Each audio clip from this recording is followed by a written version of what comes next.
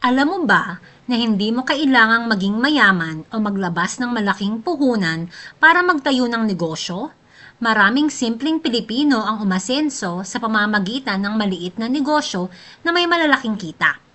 Kung gusto mong magkaroon ng dagdag na kita o di kaya mag-business sa bahay lang para may additional monthly income kayo, samahan mo ako at alamin natin ang sikreto ng pagtatayo ng madaling negosyo na kayang-kaya mong simulan agad. Number 1 na maliit na negosyong pwede mong simulan agad, ang Kanto Fried Rice with Toppings. Ito ay isang quick meal na binubuo ng fried rice na may iba't ibang toppings tulad ng siomai, shanghai, itlog, hotdog, longganisa, tapa at iba pa. So ano ang mga kailangan mong gawin? Number 1, maghanap ka or magdesisyon ka kung saan ka magtitinda. Siyempre, dapat magtinda ka sa mataong lugar tulad ng palengke, eskwelahan, terminal, simbahan, munisipyo at iba pa. Pero kung matao naman sa tapat ng bahay nyo at marami ang nag-oopisina o kaya estudyante sa inyo, pwedeng-pwedeng sa bahay mo ito isimulan. Ano naman ang next mong gagawin? Siyempre, dapat magplano ka ng menu. Kapag meron ka ng naisip kung saan at paano mo ititinda, magdesisyon ka kung ano ang menu mo. Ano-ano ang mga toppings ang iaalok mo sa fried rice mo? Lalagyan mo ba ito ng siomai, shark's fin, pork chop, shanghai, itlog, bangus, at kung ano pa? At dapat maging wais ka rin para makilala agad ang negosyo mo. Pero paano?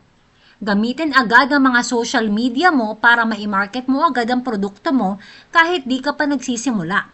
Para aware agad ang mga taga sa inyo na magtatayo ka ng negosyo at ano ang pwede nilang bilhin sa'yo.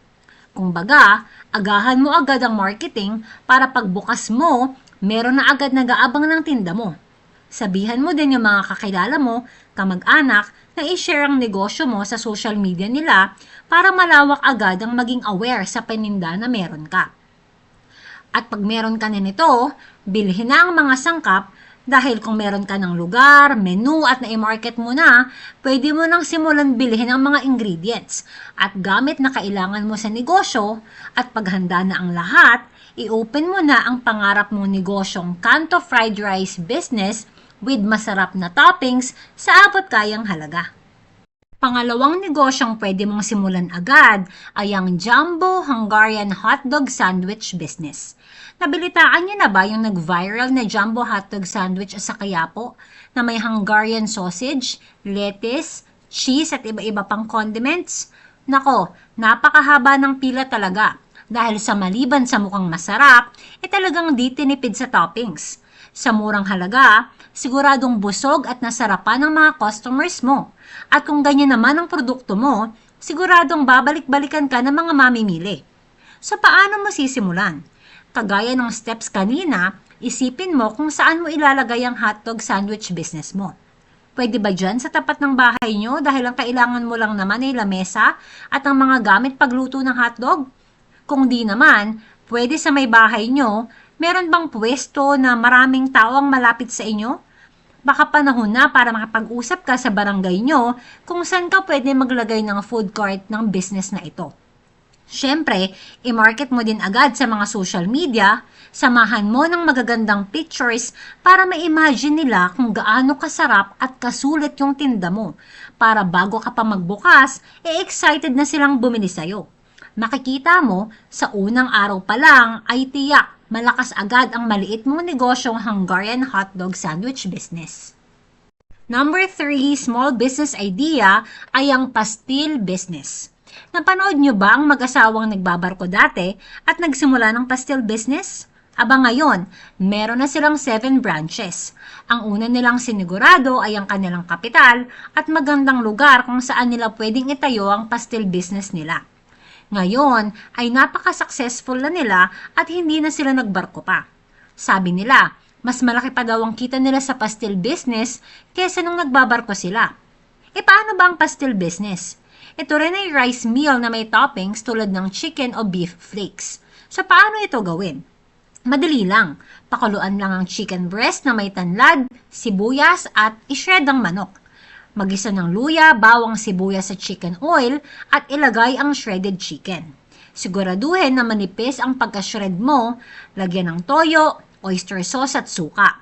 Kapag hindi naamoy asim at luto na ang suka, lagyan ng chicken powder at asukal at gawing crispy ang pastil.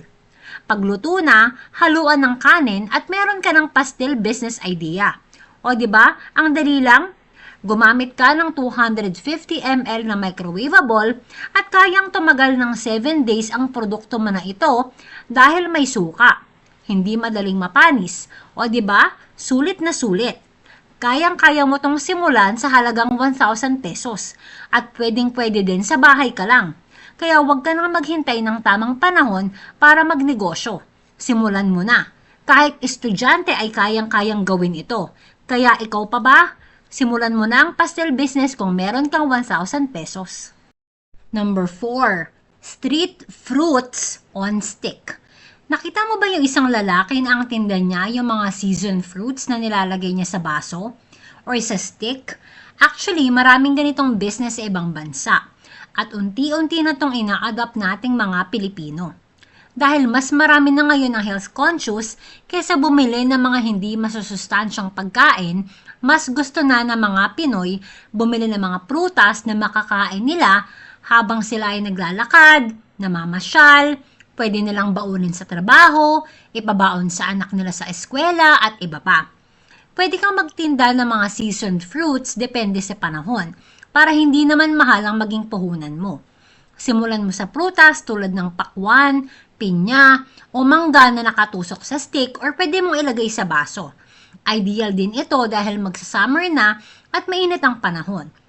Ang kailangan mo lang gawin, bumili ng sariwang prutas sa palengke, kagaya nga ng nasabi ko kanina, hugasan mo, balatan mo, ilagay mo sa barbecue stick o kaya ilagay mo sa baso. Siyempre, dapat mag-alok ka ng mga condiments tulad ng asin o kaya bagoong at pwede kang magtinda sa mga parke, terminal, malapit sa eskwelahan o kaya dun lang sa bahay nyo. Kayang-kaya mo tong pagkakitaan. Sa bawat maliit na hakbang patungo sa negosyo, may malaking posibilidad na magtagumpay ka. Tandaan, hindi mahalaga kung gaano kaliit ang simula mo. Ang mahalaga ay kung paano mo ito palalakihin. Kung meron po kayong ibang alam na murang negosyo na patok sa masang Pilipino, paki-comment naman po below para magkaroon ng idea ang iba nating kasama dito. Or baka kayo po ay negosyante mismo, paki-share po dito ano-ano ang mga naging challenges nyo at paano nyo ito nalagpasan bilang isang negosyante. Kung gusto nyo pong malaman pa ang iba't ibang tips at ideya para umasenso sa negosyo at sa pera, huwag kalimutang mag-subscribe, mag-like, at i-share ang video na ito. Malay mo, ito na ang unang hakbang mo patungo sa mas magandang buhay. That's it for today mga kaboss, mga kamama. I hope day by day natutulungan ko kayo to be more intentional with your money para in the future together we can all build generational wealth para sa pamilya natin. Good luck!